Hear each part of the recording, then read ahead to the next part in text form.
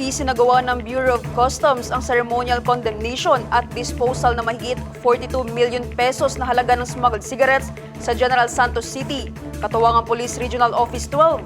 Narito ang police report.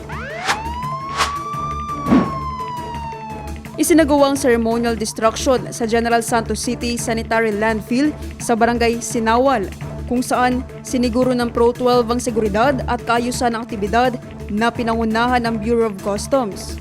Ayon sa BOC, kabuang 1,075 master cases o kahon ng smuggling cigarettes ang isinailalim sa disposal na may tinatayang halagang higit 42 million pesos. Ang mga ito ay nakumpiska sa mga naunang operasyon ng Pro 12 at formal na itinurn over sa Bureau of Customs.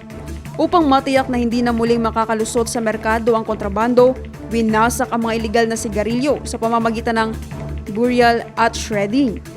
Dumalo sa ceremonial destruction sina Police Lieutenant Colonel Aldrin Gonzales, Deputy City Director for Operations ng General Santos City Police Office, Nonoy Pareha, Hepe ng General Santos City Sanitary Landfill, at Ira Leroy Sasota ng Commission on Audit Coronadal City.